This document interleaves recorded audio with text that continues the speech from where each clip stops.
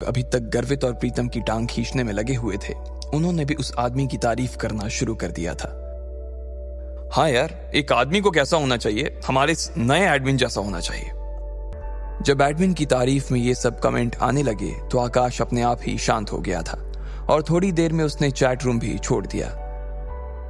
जैसे ही उसके गायब होने का नोटिफिकेशन चैट रूम में आया तो गर्वित समेत सारे लोग उसके ऊपर हंसने लगे। अंजलि, ये चैट रूम का एडमिन कौन है? तभी अंजलि के पीछे से एक आवाज आई। हेलो गाइस, ये मेरी फ्रेंड और मेरी रूम पार्टनर डिंपल है। मुझे तो लगता है कि ये मुझसे भी ज्यादा सुंदर है। वैसे मैंने इसकी लाइव का लिंक कमेंट सेक्शन में डाल दिया है, आप जा सकते हैं वहां। अंजलि ने डिंपल का इंट्रोडक्शन करवाते हुए कहा। डिंपल भी अंजलि का लाइव देख रही थी। जब उसने देखा कि उसके कमेंट सेक्शन में 5 चांद पड़े हुए थे तो उसका दिमाग ही खराब हो गया।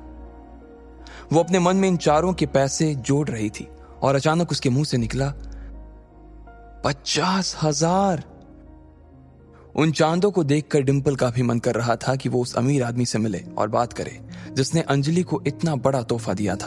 अंजलि, तुमने मेरे सवालों का जवाब नहीं दिया यार। मैं पूछ रही हूं ये आदमी कौन है? यार पता तो मुझे भी नहीं है ये कौन है, नाम तो मुझे भी नहीं मालूम है और देखने से भी ऐसा ही लग रहा है कि ये सर मेरे लाइफ पर आज पहली दफा आए हैं। सर आप सच में ही बहुत ही कूल हो, मैं तो आपकी फैन हो गई। आपने मेरी दोस्त अंजलि को 5 चांद दे दिए, ये तो सच में बहुत कूल है।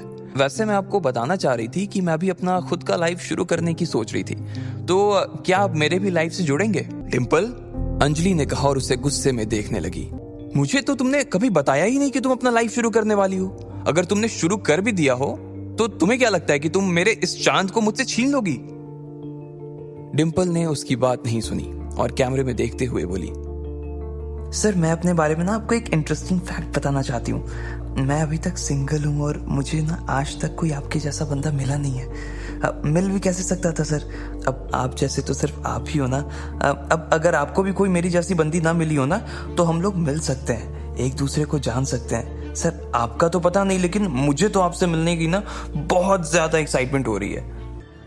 जैसे ही उसने ये बात कही नीचे किसी ने कमेंट किया, क्या कहा तुमने, तुम सिंगल हो?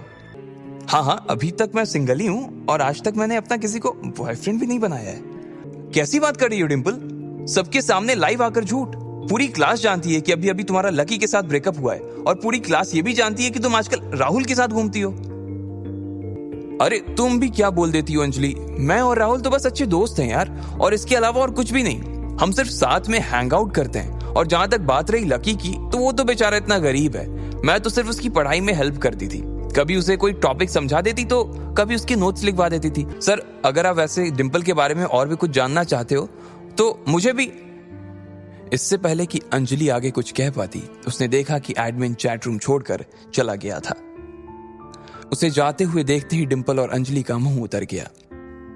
इधर लकी ने अपना फोन बंद कर दिया और आंखें बंद करके अमित के पलंग पे लेट गया।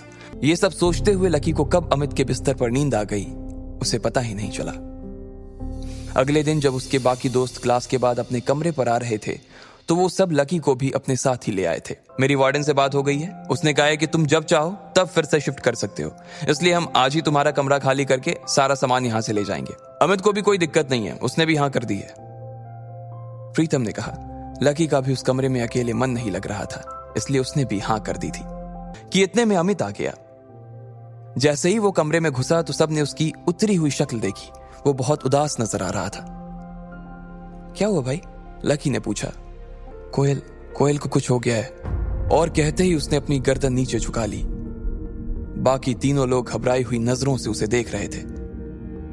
पर हुआ क्या भाई? कोयल ठीक है? लकी ने उसके पास लगी कुर्सी पर बैठते हुए कहा। तुम्हें मालूम है कल जब कोयल बिना लंच किए ही उठकर चली गई थी तो वो उस लड़के से टकरा गई थी, याद है? फिर उन दोनों के बीच कहासुनी हो गई और फिर हम लोग बीच में ही कूद गए थे। बाद में कोयल ने वहां से निकलकर पुलिस में उसकी शिकायत भी कर दी थी, लेकिन मुझे आज मालूम पड़ा कि वो आदमी कौन था। कौन था? वो मोहित रायजादा था। उसके पिता लायन ग्रुप ऑफ कंपनीज के मालिक हैं और वो लायन ग्रुप का आने वाला सीईओ है। Lion Group? भाई लायन ग्रुप तो दिल्ली की 10 सबसे बड़ी फर्मों में आता है ना। अरे यार, कोयल ने कितनी बड़ी मुसीबत ले ली है। जब लकी ने उसे शांत करवा ही दिया था तो फिर उसे पुलिस स्टेशन जाने की क्या जरूरत थी यार? हाँ, लेकिन कोयल भी तो किसी बड़े परिवार की बेटी है ना भाई उसके पिता का अकाउंट अगर न्यू सिटी बैंक में है तो वो भी तो पावरफुल होगी ना, लकी ने कहा। भाई उसके पापा की कोयल ग्रुप ऑफ कंपनीज नाम से फर्म तो है, वो भी बहुत बड़ी है, लेकिन लायन ग्रुप के आगे वो कुछ भी नहीं है यार।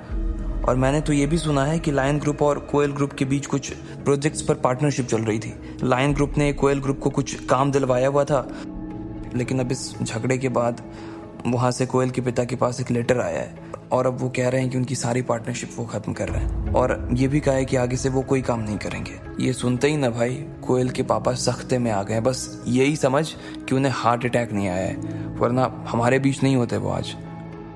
उसके बोलने के बीच ही अमित का फोन बजने लगा। सब लोग उसके फोन की घंटी की आवाज सुनते ही शांत हो गए थे। आखिर किसका था वो फोन?